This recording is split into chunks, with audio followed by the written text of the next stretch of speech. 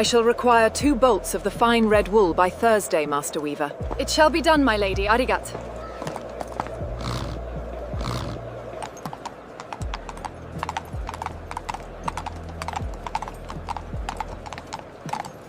Prepare yourself, because the image you have of a medieval castle with vibrant tapestries, romantic banquets, and soft candlelights are about to be shattered.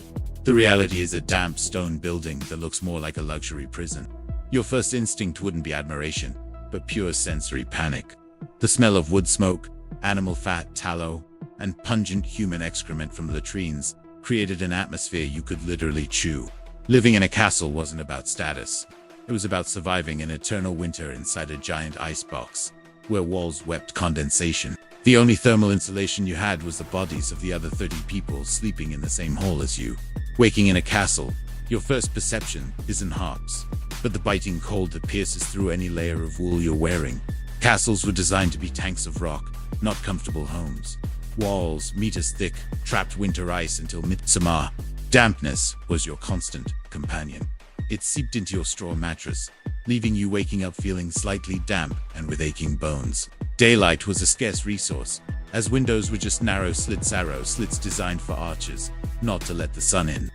Even at midday, corridors were shadowy labyrinths where you'd stumble over everything from hunting dogs to garbage cans.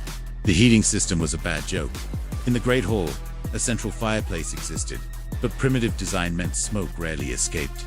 A permanent grey mist hung at eye level, irritating lungs and leaving eyes red and watery all day. Their clothes, hair, and skin would have an eternal smell of bad barbecue, and forget about privacy.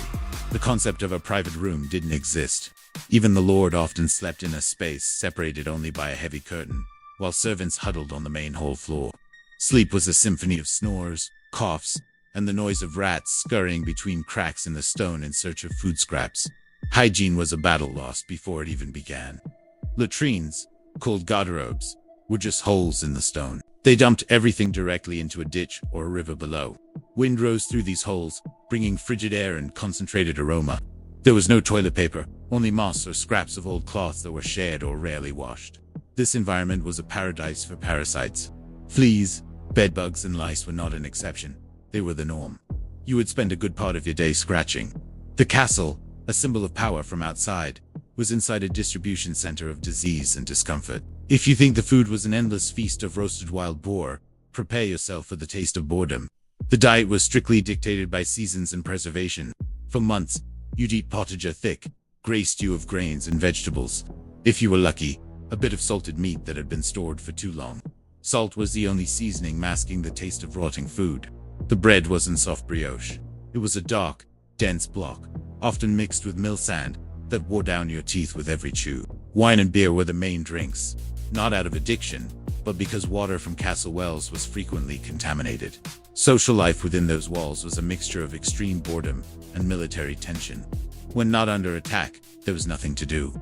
Entertainment relied on storytellers or infrequent travelers bringing news from months ago that was now outdated. In winter, confined for weeks with the same 30 people, leading to arguments, gossip, and claustrophobia. The silence of the night wasn't relaxing. It was heavy, broken only by howling wind and guards walking on the walls, reminding everyone that danger could come from the forest at any moment. You also had to deal with the constant noise of internal industry. A castle was a small factory, blacksmiths hammering metal, horses neighing in stables, servants shouting orders. There was no concept of peace and quiet, and if you got sick, the hospital was your own infested straw mattress. Doctors believed the balance of humors was key, so your flu could be treated with bloodletting or herbs that looked more like poison. Living in the castle meant accepting that any simple tooth infection or infected cut could be the end of your journey, all while you tried to ignore the musty smell rising from rotting tapestries covering the walls. An unsuccessful attempt to block the wind. The architecture of a castle is designed to confuse and kill anyone who enters without permission, and that applies to you too. Spiral staircases were purposefully built irregularly. Steps had different heights and widths so an intruder would stumble.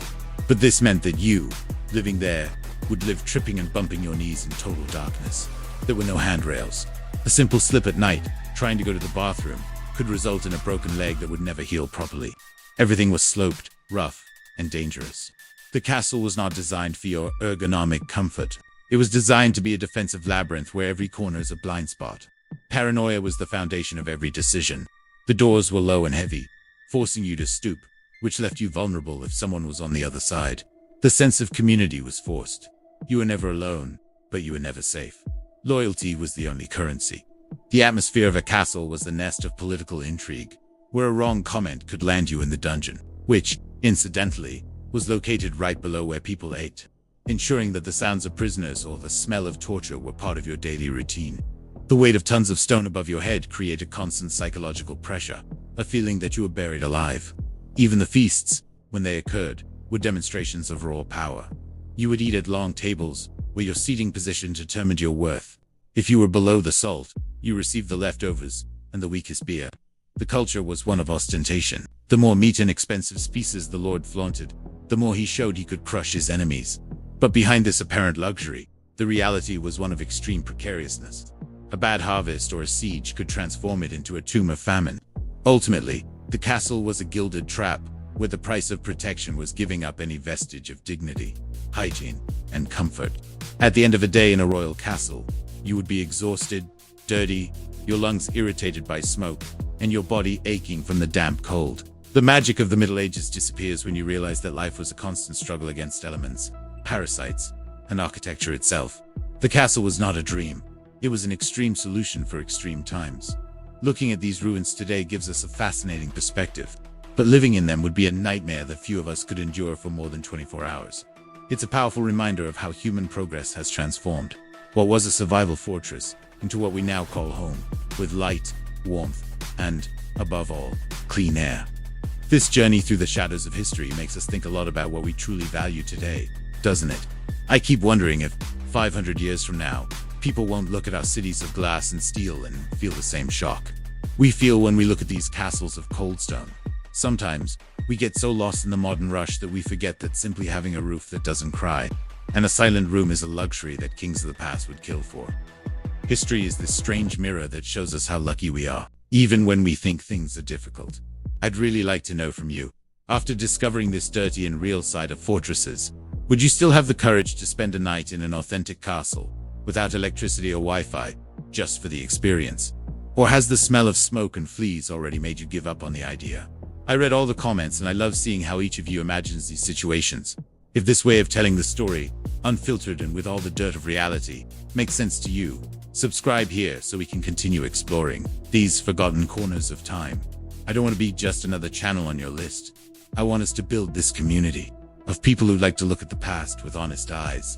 Share your story below, leave your suggestion, and let's grow this channel together. Until the next dive into the raw reality of history.